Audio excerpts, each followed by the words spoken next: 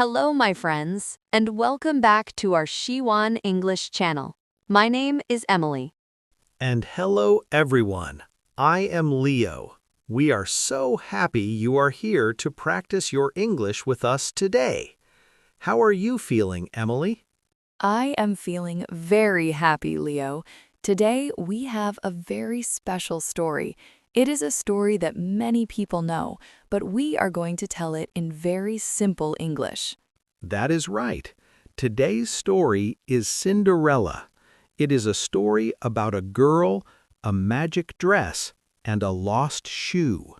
But before we begin the story, we have a small favor to ask you. If you like our podcast, please subscribe to our channel right now.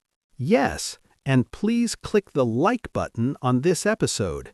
When you subscribe and like, it helps other English learners find us too. Thank you so much. Now, are you ready? Leo is going to tell us the story.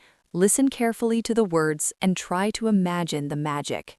Okay, let's go. Here is the story of Cinderella. Once upon a time, in a land far away, there was a young girl named Cinderella. Cinderella was a very kind and beautiful girl, but she was not very happy because her life was very difficult. She lived in a big house with her stepmother and two stepsisters, but they were not nice to her at all. Every day, the stepmother told Cinderella to do all the housework. Cinderella had to wash the heavy pots in the kitchen, she had to clean the wooden floors until they were shiny, and she had to cook all the meals for her family. Her clothes were always old and dirty because she worked so hard near the fireplace. One morning, a man came to the house with a special letter from the king. The letter said that there was a big party at the castle because the prince wanted to meet a friend. The stepsisters were very excited because they wanted to wear beautiful dresses and dance with the prince. Cinderella wanted to go too. When the family left for the party, Cinderella sat by the fire and started to cry. Suddenly, a bright light appeared in the room, and a kind lady stood there. She was the fairy godmother. She smiled and said, "Do not cry, Cinderella, because you are going to the party tonight." The fairy godmother used a magic wand to change a round orange pumpkin into a beautiful gold carriage. She changed 6 small mice into big white horses to pull the carriage.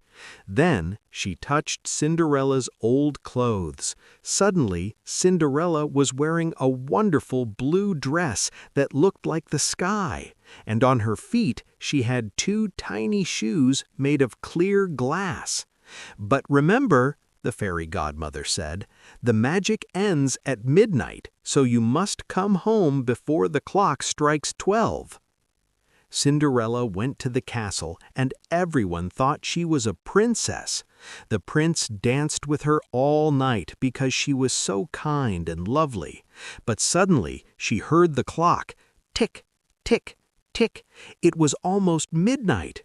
Cinderella ran out of the castle so fast that she lost one of her glass shoes on the stairs. The next day, the prince took the glass shoe to every house in the town. He wanted to find the girl who owned the shoe. When he arrived at Cinderella's house, the sisters tried to put on the shoe, but their feet were too big. Finally, Cinderella tried the shoe, and it fit her foot perfectly. The prince was very happy to find her, and they lived happily ever after. Oh, what a beautiful story, Leo. Thank you for telling us about Cinderella.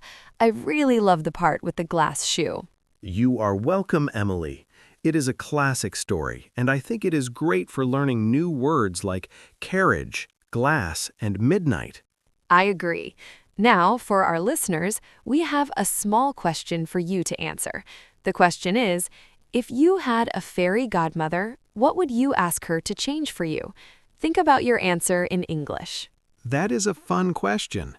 Well, friends, we are at the end of our podcast for today.